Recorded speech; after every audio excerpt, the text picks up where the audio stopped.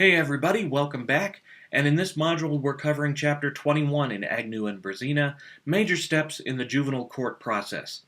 If you're familiar with the adult criminal court process, and it's okay if you're not, you'll find that many of the actions are similar for juveniles, but the terminology is very different. Now, these may vary a bit from state to state, but you can count on the process being pretty much the same everywhere you go. Okay, the major steps in the juvenile court process include referral to juvenile court, intake screening, informal processing and possible diversion, a detention hearing, possible waiver to adult criminal court, adjudication, disposition, and sanctions. Now let's look at each of these in turn. Most youths, about 83% as of 2007, are referred to juvenile court by the police for delinquency offenses. The rest are referred by social services, parents, school administrators or the victim. All that is required is a formal complaint.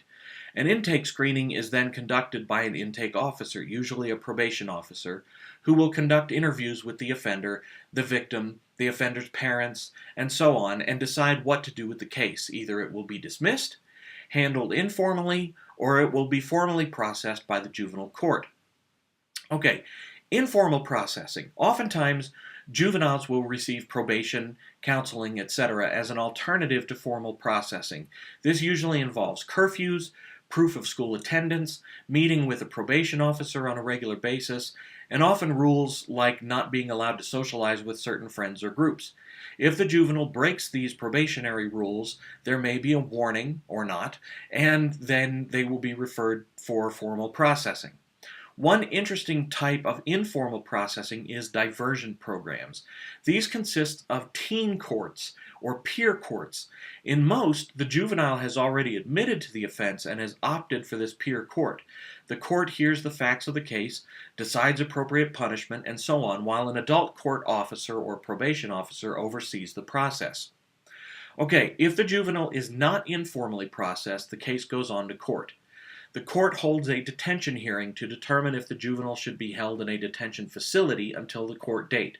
This is akin to a bail hearing in adult criminal court, but there's no possibility for bail. The juvenile is either detained or not. More and more common is that juveniles will be released on their own recognizance with curfews and so on, but they will be fitted with an electronic monitoring device, usually worn around the ankle, that monitors going to school, coming home, and so on. After formal processing, there is the possibility for a waiver to adult court.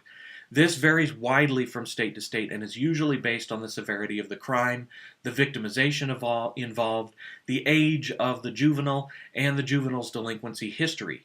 In some states, judges have this discretion. In some states, prosecutors have this discretion. And in a majority of states, the legislatures have passed laws requiring that certain crimes, certain age juveniles, etc., be tried as adults. This is known as a statutory waiver because it is based on a statute passed by the legislature. Next comes adjudication. Oftentimes, though not always, the juvenile in court will have already admitted to the crime. The goal of the court, then, is to determine what would be in the best interests of the juvenile and of justice in order to see that the crime never happens again. Many times, though, the juvenile will not have admitted to the crime, and in the past, he or she has had due process rights violated, never having had the charges explained to him or her, never having had an attorney, never having had the chance to confront witnesses against him or her, and never having had the right to remain silent. In the Galt decision of 1967, the Supreme Court ruled that these were all no-nos.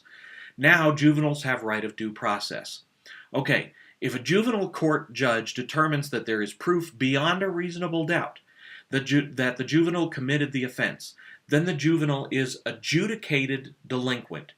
This is not considered the same as guilty, which implies responsibility for one's actions. So key term there, juveniles are not found guilty or not, they are adjudicated delinquent or not. Once a juvenile has been adjudicated delinquent, the judge will pass a disposition.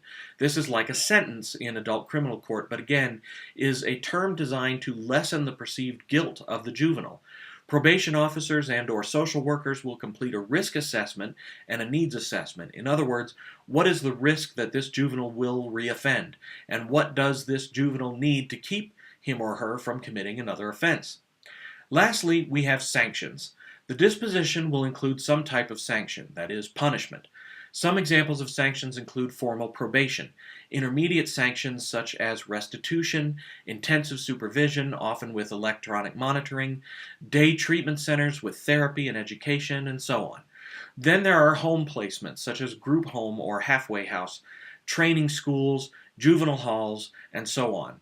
One note, these are generally underfunded and have a low rate of success in rehabilitation, so think about that and why that might be as you read through Chapter 21. So that's it for me for this module. I'll see you online.